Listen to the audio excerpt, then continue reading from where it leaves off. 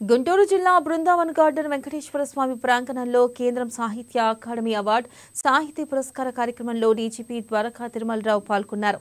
ఇక ఈ అవార్డును పాపినేని శివశంకర్కి ఇచ్చారు. వీటితో పాటు జిహెచ్ఎం చలంకు లక్ష్మీనారాయణ స్మారక సాహితీ పురస్కారాన్ని అందుకున్నారు.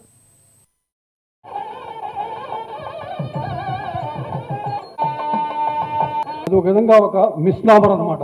ఆ పేరే ఒక విధంగా కరెక్ట్ కాదు అని తెలియజేయాల్సింది. ఎందుకంటే అప్పట్లో ఒక డీసీ ఒక డిపిఓ ఉండేవాళ్ళు మొత్తం రాష్ట్రానికి. శ్రీకాకుళం నుంచి గుంటూరు వరకు. గుంటూరు ఎందుకు చెప్పండి, ప్రకాశం ఎందుకు కలపలేదంటే ప్రకాశం ఇస్ పార్ట్ ఆఫ్ గుంటూరు అంతట. సో ఇన్ని జిల్లాలు, కోస్తా జిల్లాలు కరెంట్ కలిపి ప్రొఫెషన్ ఇన్ఛార్జ్ ఉన్నప్పటికి కూడాను, అనేకమైనటువంటి మంచి పొజిషన్లో ఉండి గొప్ప పొజిషన్ రిటైర్ అయినప్పుడు కూడాను మర్నాడే మళ్ళీ నార్మల్ జీవితం గడపడం అనేది ఇవాళ మనకు ఎవరికి సాధ్యమయ్యే విషయం కాదు. ఆ రోజు ఆయన చేశారు. అదేవిధంగా కొద్దిమందికి తెలిసి ఉండొచ్చు, తెలియకపోవచ్చు.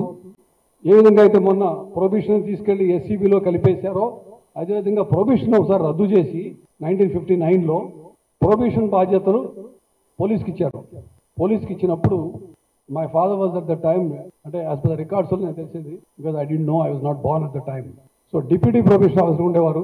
అప్పుడు డిస్ట్రిక్ట్ ప్రొబేషన్ ఆఫీసర్లని ఈక్వల్గా డిఎస్పీల కింద ట్రాన్స్ఫర్ చేశారు. అప్పుడు సర్దుబాటు చేసినప్పుడు ఆయన ఒక ర్యాంక్ తక్కువైనప్పటికీ డిప్యూటీ ప్రొబేషన్ ఆఫీసర్ అయినప్పటికీ డిఎస్పీకి ఇవ్వటం, అవన్నీ కూడా రికార్డు చూస్తూ మా నాన్నగారు చెప్పేవాళ్ళు. అవన్నీ అది ఇచ్చినందుకు గాను పోలీసులు కూడాను అదేవిధంగా గట్టిగా పనిచేసి నలుగురికి ఉపయోగపడే విధంగా చేసిన కాకుండా ఒక మీకు బహుశా పరిచయం సంబంధించి మీ కాగితం సర్క్యులేట్ అయినట్టుంది.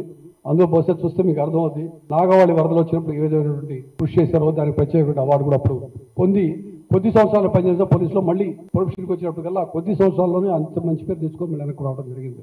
అది ఒక విధంగా ఒక మిస్నామర్ అన్నమాట. ఆ పేరే